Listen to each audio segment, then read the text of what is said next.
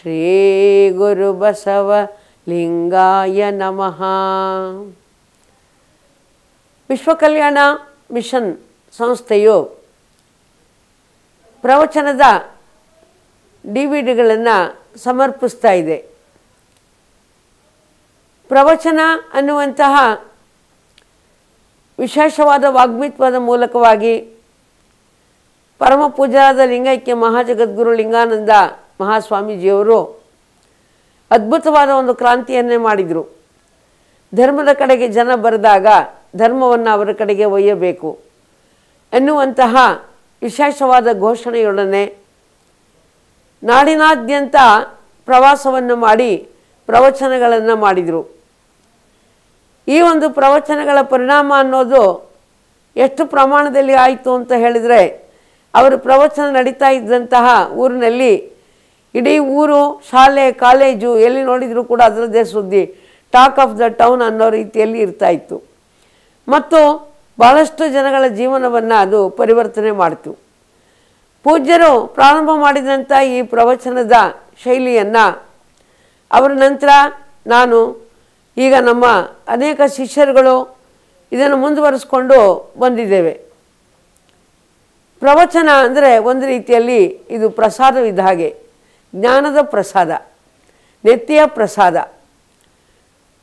ಶರೀರದ ಅನ್ನವನ್ನು ಉಣ್ಣುವುದರಿಂದ ಭೌತಿಕ ಶರೀರಕ್ಕೆ ಶಕ್ತಿ ಬಂದರೆ, ಈ ಜ್ಞಾನ ಪ್ರಸಾದದಿಂದ ಆತ್ಮಬಲ ವೃದ್ಧಿ ಆಗ್ತಾ ಇದೆ, ಶಾಂತಿ ಸಿಗ್ತಾ ಇದೆ, ಜೀವನಕ್ಕೆ ಒಂದು ಮಾರ್ಗದರ್ಶನ ಸಿಗ್ತಾ ಇದೆ. ಹೀಗಾಗಿ ಪ್ರವಚನಗಳ ಮೂಲಕವಾಗಿ ಬಹಳ ದೊಡ್ಡ ಪರಿಣಾಮ ಸಮಾಜದ ಮೇಲೆ ಆಗುತ್ತೆ. ಇದಕ್ಕೆಲ್ಲ ಪ್ರೇರಕರು ಪೂಜ್ಯ ಲಿಂಗಾನಂದ ಸ್ವಾಮೀಜಿಯವರು ಅಂತ ತಿಳಿಸ್ತಾ, ಇಂಥ ಒಂದು ಪ್ರವಚನಗಳ ಒಂದು DVD CD ತಟ್ಟೆಗಳನ್ನು ಮಾಡಬೇಕು ಅಂತ ಹೇಳಿ ಸಂಕಲ್ಪ ಮಾಡಿಕೊಂಡಾಗ,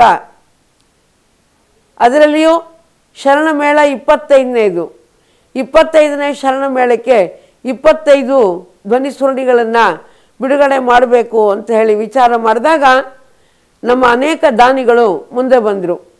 ಅವುಗಳನ್ನು ವೆಚ್ಚವನ್ನು ಭರಿಸಲಿಕ್ಕೆ ಮುಂದೆ ಬಂದು ಸಹಾಯವನ್ನು ಮಾಡಿದ್ದಾರೆ. ಹೀಗಾಗಿ ಇವತ್ತಿನ ಈ ಒಂದು 25ನೇ ಶರಣ ಮೇಳದಲ್ಲಿ ನಾವು 25 CDಗಳನ್ನು ಬಿಡುಗಡೆ ಮಾಡಲಿಕ್ಕೆ ಅವಕಾಶ ಸಿಕ್ಕಿದೆ. ಆದ್ದರಿಂದ ಇನ್ನು ಮುಂದೆ ನೀವು ಪ್ರವಚನವನ್ನು ಕೇಳಲಿದ್ದೀರಿ. ನಿಮ್ಮ ಎಲ್ಲರಿಗೂ ಕೂಡ ಆಯುಷ್ಯ, ಆರೋಗ್ಯ, ಭಾಗ್ಯ, ಸಕಲ ಸಂಪತ್ತು ಪ್ರಾಪ್ತಿಯಾಗಲಿ ಅಂತೇಳಿ ನಾನು ಹಾರೈಸಿ ಈ ಒಂದು ಧ್ವನಿ ಸುರುಳಿಗಳನ್ನು ನಿಮಗೆ ಸಮರ್ಪಿಸ್ತಾ ಇದ್ದೇವೆ.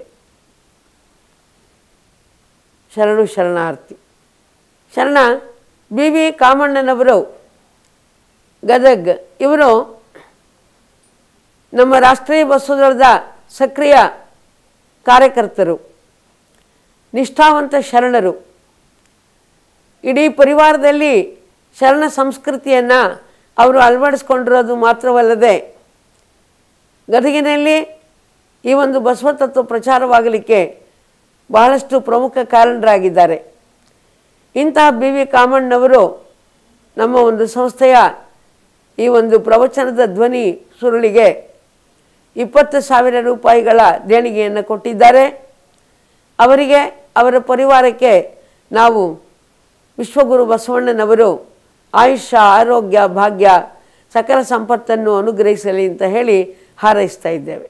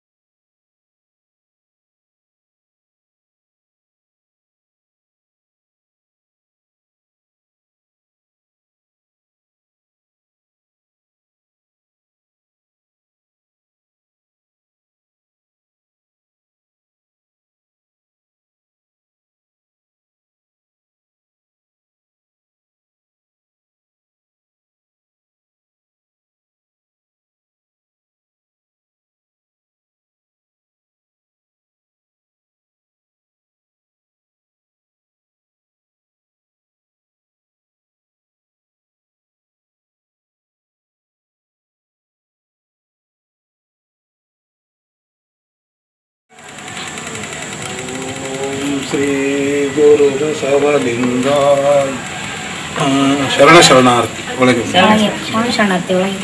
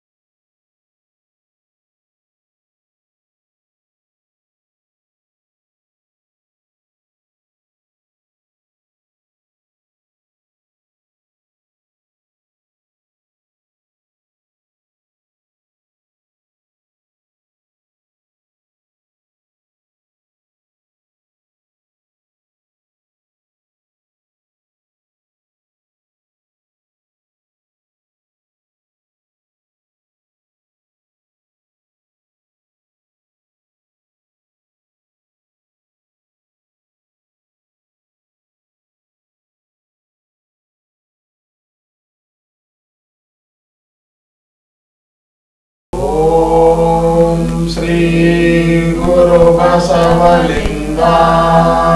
ನಮಃ.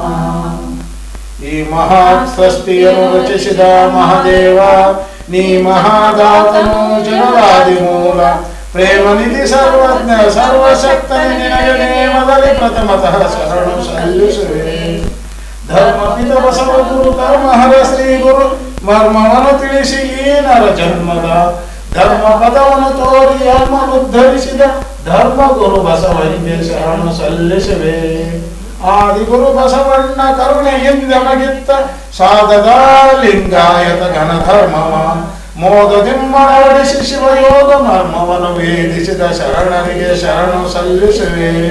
ಕರ್ಮವಂ ಪರಿಹರಿಸಿ ಧರ್ಮ ಮಾರ್ಗ ನಡೆಸಿ ಕೂರ್ಮೆಯಂ ನಮಗಿತ್ತು ದೀಕ್ಷ ಸಂಪದವ ಧರ್ಮ ರಕ್ಷೆ ಒದಿಸಿ ಅಷ್ಟಾವರಣದ ಮರ್ಮವನ್ನು ಅರಿದ ಗುರುವೆ ಶರಣು ಸಲ್ಲಿಸುವೆ. ಪಂಚಭೂತ ಪ್ರಪಂಚವನ್ನು ಎತ್ತುವುದಕ್ಕೆ ಪಂಚವಿಶತಿಯ ಪಿಂಡಾಂಡರುಣ ಭಾರ ಸಲ್ಲಿಸಿದನ್ಯತೆ ಹೊಂದಲು ಮನ ತುಂಬಿ ಅರ್ಚನೆಯ ನಾ ಮಾಡುವೆ.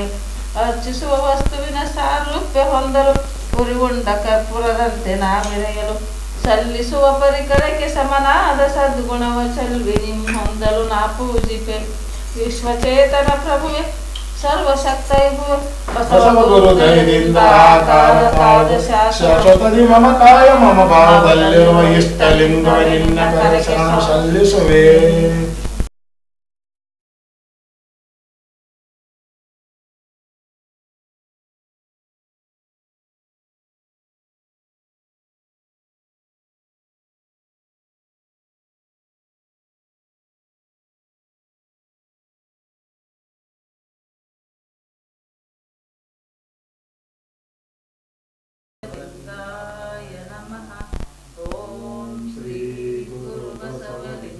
ಓಂ ಶ್ರೀ ಗುರು ಬಸವಲಿಂಗಾಯ ನಮಃ.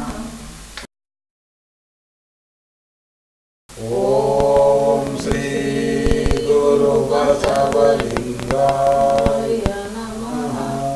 ಓಂ ಶ್ರೀ ಗುರು ಬಸವಲಿಂಗಾಯ ನಮಃ. ಓಂ ಶ್ರೀ ಗುರು ಬಸವಲಿಂಗಾಯ ನಮಃ.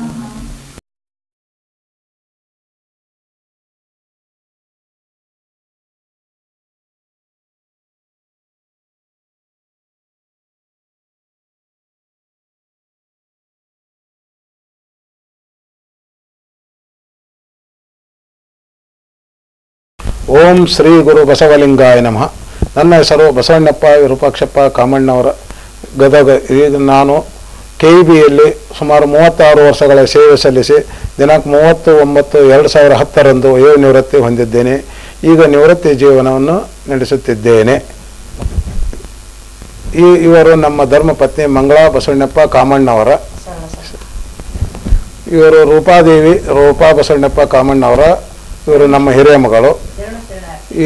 ಈತನು ನಮ್ಮ ಮಗ ಚನ್ನ ಬಸವಣ್ಣಪ್ಪ ಕಾಮಣ್ಣವರ.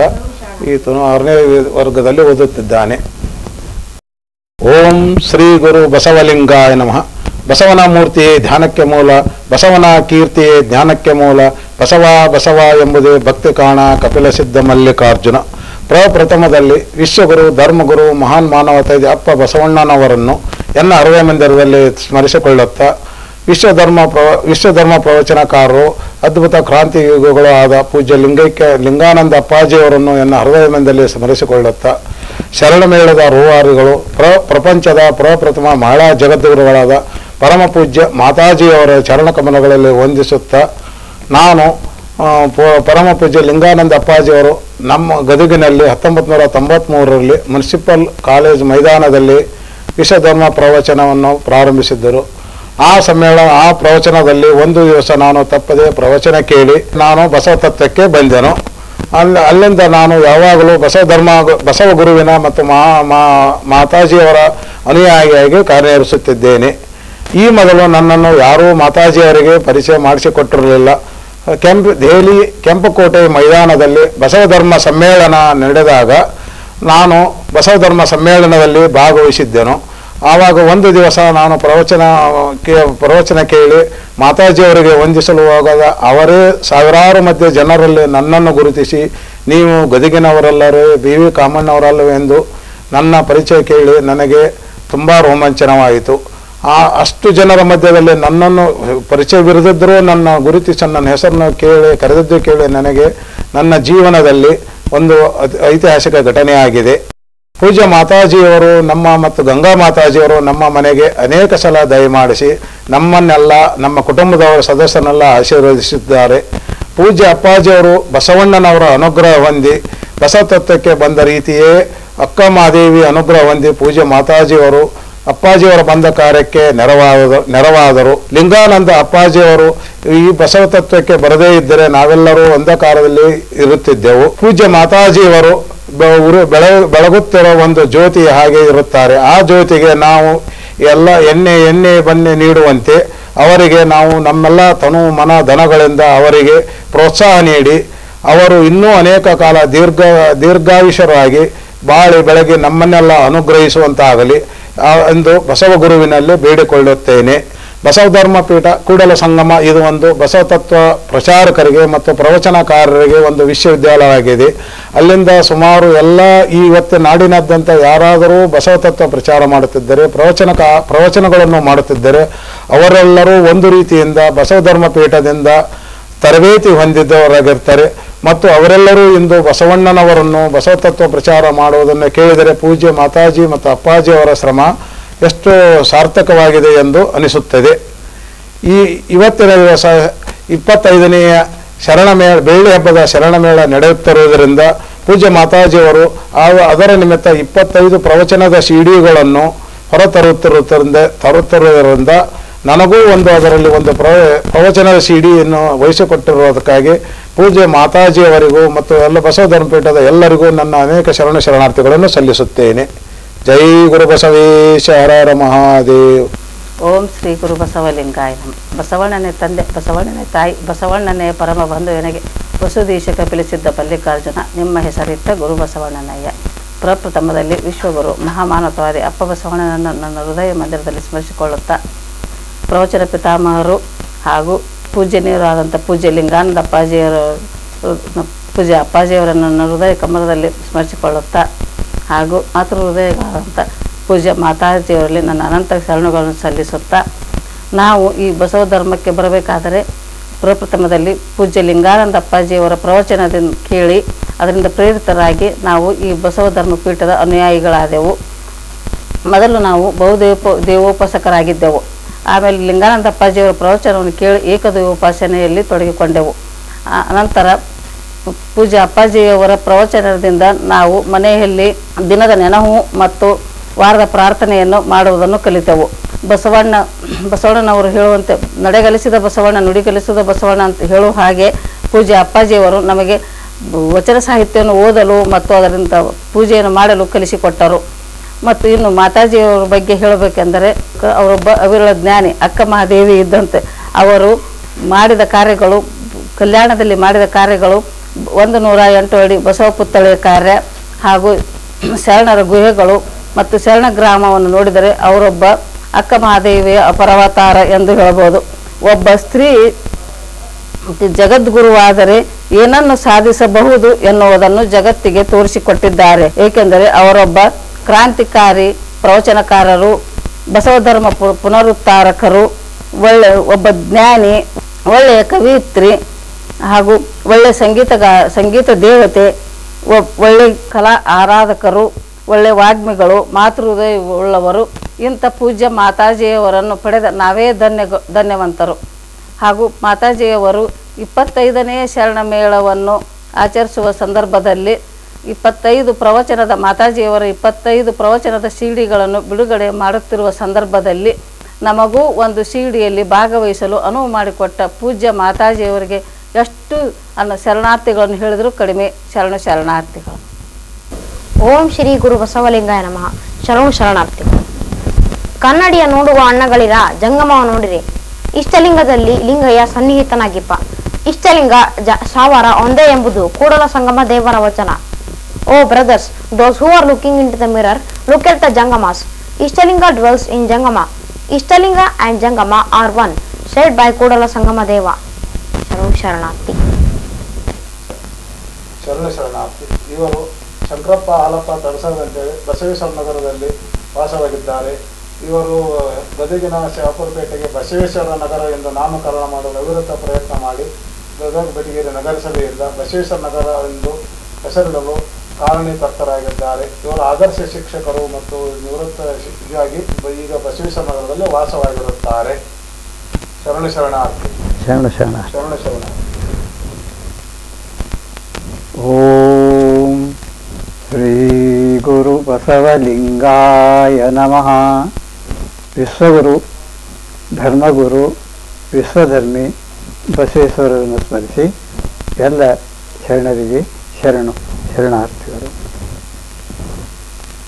ಬಸವೇಶ್ವರರು ಒಂದು ಸಮಗ್ರ ಕ್ರಾಂತಿಯ ನಾಯಕರು. ಅವರ ಕಾರ್ಯವನ್ನು 20ನೇ ಶತಮಾನದಲ್ಲಿ ಮುಂದುವರಿಸಿದವರು. ಒಂದು ಬಸವ ಸಮಗ್ರ ಕ್ರಾಂತಿಯನ್ನು ಮುಂದುವರಿಸಿದವರು ಕೂಡಲ ಸಂಗಮದ ಬಸವ ಪೀಠದ ಪ್ರಥಮ ಮಹಾಜಗದ್ಗುರು ಲಿಂಗಾನಂದ ಮಹಾಸ್ವಾಮೀಜಿಯವರು. ಅವರಿಗೆ ಯೋಗ್ಯ ಸಮರ್ಥ ಉತ್ತರಾಧಿಕಾರಿಗಳಾಗಿ ತಮ್ಮ ಗುರುಗಳ ಕಾರ್ಯಗಳನ್ನು ಯಶಸ್ವಿಯಾಗಿ ಬಹುಮುಖವಾಗಿ ಮುಂದುವರಿಸಿಕೊಂಡು ಬರುವವರು 2ನೇ ಮಹಾಜಗದ್ಗುರು ಮಾತೆ ಮಹಾದೇವಿ ಸನ್ನಿಧಿಯವರು. ಲಿಂಗಾನಂದ ಸ್ವಾಮೀಜಿಯವರು ಜಾಗೃತಿಗಾಗಿ ರಾಷ್ಟ್ರೀಯ ಬಸವ ದಳವನ್ನು ಕಟ್ಟಿ ಕೂಡಲ ಸಂಗಮದಲ್ಲಿ ಶರಣ ಮೇಳವನ್ನು ಆರಂಭ ಮಾಡಿ ಹೀಗೆ ಅದರ ರಜತ ಮಹೋತ್ಸವ ಆಚರಣೆಯಲ್ಲಿ ಇದ್ದೇವೆ. ಈ ಒಂದು ಸುಂದರ ಕಾಲದಲ್ಲಿ, ಸಮಗ್ರ ಕಾಲದಲ್ಲಿ ನಾನು ಲಿಂಗಾನಂದ ಅಪ್ಪಾಜಿಯವರನ್ನು ನೆನೆಸ್ತೇನೆ. ಅದಕ್ಕೆ ವಿಶೇಷ ಕಾರಣ ಇದೆ. ನಾನು ವೀರಶೈವನಾಗಿ ಈ ಧರ್ಮ ಕಾರ್ಯಗಳನ್ನು ಮುಂದುವರಿಸುತ್ತಿದ್ದೆ. ಆದರೆ ಲಿಂಗಾನಂದ ಸ್ವಾಮೀಜಿಯವರ ಒಡನಾಟ ಬಂದ ಮೇಲೆ ಅವರಿಂದಲೇ ಬಸವ ಧರ್ಮ ದೀಕ್ಷೆಯನ್ನು ಸ್ವೀಕರಿಸಿ ಇಮ್ಮಡಿ 3 ಬಡಿ 1000 ಮಡಿ ಉತ್ಸಾಹದಿಂದ ಬಸವ ಕಾರ್ಯದಲ್ಲಿ ನಾನು ತೊಡಗಿರುವೆನು. ಈಗ 25ನೇ ರಾಷ್ಟ್ರೀಯ ಬಸವ ದಳದ ಈ ಸಂದರ್ಭದಲ್ಲಿ ಒಂದು ವಿಷಯವನ್ನು ನಾನು ನೆನೆಸಿಕೊಳ್ಳುತ್ತೇನೆ. ಬಸವಣ್ಣನವರ ಬಸವಾದಿ ಪ್ರಬುದ್ಧರ ಕಾರ್ಯಕ್ಷೇತ್ರ ಬಸವ ಕಲ್ಯಾಣ. ಆ ಬಸವ ಕಲ್ಯಾಣದಲ್ಲಿ ಇಂದು ಪ್ರತಿ ಒಂದು ಬಸವ ಕಲ್ಯಾಣವನ್ನು, ಒಂದು ಮರಿ ಬಸವ ಕಲ್ಯಾಣವನ್ನು ಸ್ಥಾಪಿಸಲು ಪ್ರಯತ್ನ ಮಾಡ್ತಿದ್ದವರು ಮಾತಾಜಿಯವರು. ಅದರಲ್ಲಿ ಅಗ್ರಮಾನ್ಯವಾಗಿ ವಿಶ್ವಗುರು ಬಸವೇಶ್ವರರ 108 ಅಡಿ ಪುತ್ಥಳಿಯನ್ನು ಸ್ಥಾಪಿಸುವುದು, ಆ ಶರಣ ಶೈಲದಲ್ಲಿ ಪ್ರತಿಯಾಗಿ ಎಲ್ಲ ಶರಣರ ಜೀವನವನ್ನು ಚಿತ್ರಿಸುವುದು, ಒಟ್ಟಾರೆ ಬಸವ ಕಲ್ಯಾಣ ಆ ಭಾಗದಲ್ಲಿ, ಆ ಕ್ಷೇತ್ರದಲ್ಲಿ ಹೋದಾಗ ಬಸವಣ್ಣನವರ ಕಾರ್ಯಕ್ಷೇತ್ರ, ಬಸವಣ್ಣನವರ ಇದ್ದ ಕಾಲದ ಬಸವ ಕಲ್ಯಾಣದ ದೃಶ್ಯ ಮರುಕಳಿಸುವಂತೆ, ಪುನಃ ನೆನಪಿಸುವಂತೆ, ಉತ್ಸಾಹ ನೀಡುವಂತೆ, ಸ್ಫೂರ್ತಿ ನೀಡುವಂತೆ ಈ ಮಹಾಕಾರ್ಯವನ್ನು ಕೈಗೊಂಡಂಥ ದ್ವಿತೀಯ ಜಗದ್ಗುರು ಮಾತೆ ಮಹಾದೇವರಿಗೆ ಶರಣಗಳಿಗೆ ಶರಣಾರ್ಥಿಗಳನ್ನು ಅರ್ಪಿಸುತ್ತೇನೆ. ಜಯ ಗುರು ಬಸವೇಶ. ಹರ ಹರ ಮಹಾದೇವ. ಸರ್ವರಿಗೂ ಶರಣಾರ್ಥಿಗಳು. ಈ ದಿನ ಬಸವ ಧರ್ಮದ ಇತಿಹಾಸದಲ್ಲಿ ಅಭೂತಪೂರ್ವವಾಗಿರ್ತಕ್ಕಂಥ ವೈಶಿಷ್ಟ್ಯಪೂರ್ಣವಾದ ಮಂಗಲಮಯವಾದ ದಿನ. ಪೀಠಾರೋಹಣದ ಕಾರ್ಯಕ್ರಮವನ್ನ ಹಮ್ಮಿಕೊಂಡಿದ್ದೀರಾ. ಬಸವ ಧರ್ಮ ಪೀಠದ ಮಹಾಜಗದ್ಗುರು ಪೀಠಕ್ಕೆ ನಮ್ಮನ್ನಿಲ್ಲಿ ಕೂಡಿಸಿದ್ದೀರಾ.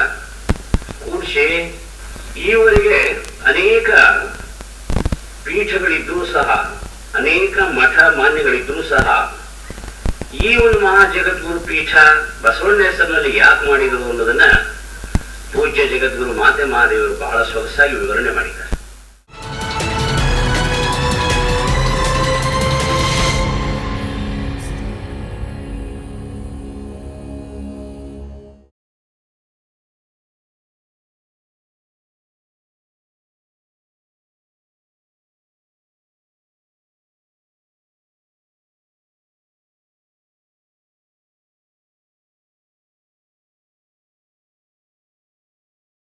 ಓಂ ಶ್ರೀ ಗುರು ಬಸವಲಿಂಗಾಯ ನಮಃ.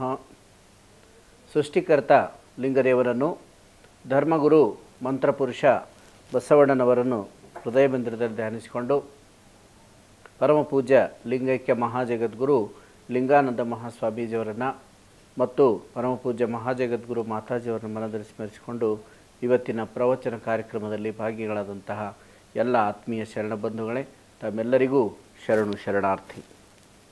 ಇವತ್ತಿನ ದಿವಸ ನಾವು ದೇವರಿಗೆ ಕೃತಜ್ಞತೆಯನ್ನು ಸಲ್ಲಿಸುವುದು ಹೇಗೆ ಅನ್ನುವಂಥ ಒಂದು ವಿಷಯನ ನೋಡೋಣ. ಇಲ್ಲಿವರೆಗೆ ಅನೇಕ ವಿಷಯಗಳನ್ನು ತಾವೆಲ್ಲ ತಿಳಿದುಕೊಂಡಿದ್ದೀರಿ. ದೇವರು ಅಂದ ತಕ್ಷಣ ಭಾರತದಲ್ಲಿ ಅನೇಕ ಜನ ಮೂಢರು ಆ ಒಂದು ದೇವರು ಅಂದ ತಕ್ಷಣ ತಮಗೆ ಬಂದಂತೆ ಕಾಲ್ಪನಿಕವಾಗಿ ಕಲ್ಪಿಸಿಕೊಂಡಂತಹ ದೇವತೆಗಳ ಬಗ್ಗೆನೇ ಅವರು ಮಾತಾಡ್ತಾರೆ. ನಾವೆಲ್ಲೋ ದೇವರಿಗೆ ಹೋಗಿ ಬಂದಿವಿರಿ ಅಂತ ತಿಳ್ಕೊಂಡು ಯಾರಾದರೂ ಹೇಳಿದಾಗ ಭಾರತೀಯರು ಯಾವ ದೇವರು ಅಂತ ತಿಳ್ಕೊಂಡು ಅನೇಕ ಜನ 3 ಜನ ಕೇಳ್ತಾರೆ. ಆದರೆ ಅನೇಕ ಭಾರತೀಯರಲ್ಲಿ, ಹಿಂದೂಗಳಲ್ಲಿ ದೇವರ ಒಂದು ಪರಿಕಲ್ಪನೆ ಏನು, ಕಾನ್ಸೆಪ್ಟ್ ಏನು ಅನ್ನೋದೇ ಗೊತ್ತಿರೋದಿಲ್ಲ. ಆದರೆ ಎಲ್ಲರೂ ಹೇಳ್ತಾ ಇರ್ತಾರೆ ಬಾಯಲ್ಲಿ, ದೇವರು ಒಬ್ಬನೇ ಇದ್ದಾನೆ, ಈ ಜಗತ್ತನ್ನು ನಿರ್ಮಾಣ ಮಾಡಿರ್ತಕ್ಕಂಥ ಪರಮಾತ್ಮ ಒಬ್ಬನೇ ಇದ್ದಾನೆ ಅಂತ ಹೇಳಿದರೂ ಕೂಡ ಅದನ್ನು ಪೂಜೆ ಮಾಡೋದು ಮಾತ್ರ ಹತ್ತಾರು ಅಷ್ಟೇ ಅಲ್ಲ, ನೂರಾರು, ಸಾವಿರಾರು, ಕೋಟಿ ದೇವತೆಗಳನ್ನು ಮನುಷ್ಯ ಕಲ್ಪಿಸಿಕೊಂಡು ಇವತ್ತಿನ ದಿವಸ ಏನೆಲ್ಲವನ್ನು ಪೂಜೆಯನ್ನು ಮಾಡ್ತಾ ಇದ್ದಾನೆ. ಭೌತಿಕವಾದಂತಹ ವಸ್ತುಗಳನ್ನು ಮತ್ತು ಪಂಚಭೂತಗಳನ್ನು ಪೂಜೆ ಮಾಡ್ತಾ ಇದ್ದಾನೆ, ಮತ್ತು ಪ್ರಾಣಿಗಳ ಪೂಜೆ ಮಾಡ್ತಾ ಇದ್ದಾನೆ. ಇನ್ನು ತಾನೇ ಕಲ್ಪಿಸಿಕೊಂಡಂತಹ 33 ಕೋಟಿ ದೇವತೆಗಳ ಪೂಜೆಯನ್ನು ಮಾಡ್ತಾ ಇದ್ದಾರೆ. ಅದಕ್ಕಾಗಿ ಗುರು ಬಸವಣ್ಣನವರು ಬಹಳ ವೈಜ್ಞಾನಿಕವಾಗಿ ಮತ್ತು ತಾತ್ವಿಕವಾಗಿ ಈ ಜಗತ್ತನ್ನು ನಿರ್ಮಾಣ ಮಾಡಿರ್ತಕ್ಕಂತಹ ಪರಮಾತ್ಮ ಒಬ್ಬನೇ ಇದ್ದಾನೆ. ಆ ದೇವನನ್ನು ನಾವು ಒಂದೇ ಒಂದು ಆಕಾರದಲ್ಲಿ, ಅಂದರೆ ಬ್ರಹ್ಮಾಂಡದ ರೂಪದಲ್ಲಿ ನಾವು ಪೂಜೆ ಮಾಡಬೇಕು ಅಂತ ನಮಗೆ ಇಷ್ಟಲಿಂಗವನ್ನು ಕೊಟ್ಟರು. ಇವತ್ತಿನ ದಿವಸ ನಾವು ಆ ದೇವರಿಗೆ ಕೃತಜ್ಞತೆಯನ್ನು ಹೇಗೆ ಸಲ್ಲಿಸಬೇಕು ಅನ್ನೋದ್ರ ಬಗ್ಗೆ ನಾವು ಇಲ್ಲಿ ಚರ್ಚಿಸ್ತಾ ಇದ್ದೇವೆ.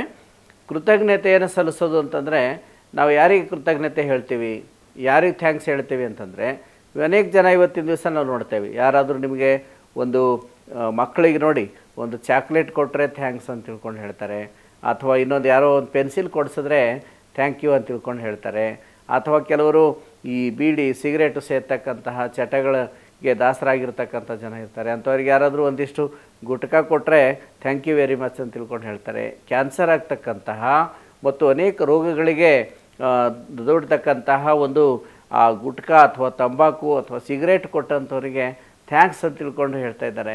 ಆದರೆ ನಮಗೆ ಈ ಶ್ರೇಷ್ಠವಾದಂತಹ ಮಾನವ ಜನ್ಮವನ್ನು ಕೊಟ್ಟಿರ್ತಕ್ಕಂತಹ ಸುಂದರವಾದಂತಹ ಒಂದು ಸೃಷ್ಟಿಯನ್ನು ನಿರ್ಮಾಣ ಮಾಡಿ ಇಂತಹ ಸೃಷ್ಟಿಯಲ್ಲಿ ಈ ಒಂದು ಸುಖವನ್ನು ಅನುಭವಿಸಲಿಕ್ಕೆ ಮಾನವ ಜನ್ಮವನ್ನು ಕೊಟ್ಟಿರ್ತಕ್ಕಂತಹ ನಿರಾಕಾರ ನಿರ್ಗುಣ ನಿರಂಜನಂಥ ಪರಮಾತ್ಮನಿಗೆ ನಾವು ಕೃತಜ್ಞತೆ ಸಲ್ಲಿಸಲೇಬೇಕು. ಆದರೆ ಕೆಲವರು ದೇವರಿಗೆ ಕೃತಜ್ಞತೆ ಸಲ್ಲಿಸೋದು ಅಂದ ತಕ್ಷಣ ದೇವರು ಎಲ್ಲಿದ್ದಾನೆ ಹೇಳ್ರಿ, ದೇವರು ಎಲ್ಲಿದ್ದಾನೆ ಹೇಳ್ರಿ, ನಾವು ನೋಡಿದರೆ ಮಾತ್ರ ನಂಬ್ತೀವಿ, ಬರೀ ಕಣ್ಣಿನಲ್ಲಿ ನಾವು ಕಾಣೋದಿಲ್ಲ ದೇವರು, ಆ ನಿರಾಕಾರ ಅಂತ ತಿಳ್ಕೊಂಡು ಹೇಳ್ತೀವಿ. ನಿರಾಕಾರ ಅಂದ್ರೆ ಕಣ್ಣಿಗೆ ಕಾಣೋದಿಲ್ಲ, ಆಕಾರ ಇಲ್ಲ ಅಂತ ಅರ್ಥ ಆಯಿತು. ಆದರೂ ಕೂಡ ದೇವ್ರನ್ನ ತೋರಿಸ್ರಿ, ಆಮೇಲೆ ನಾವು ಪೂಜೆ ಮಾಡ್ತೀವಿ,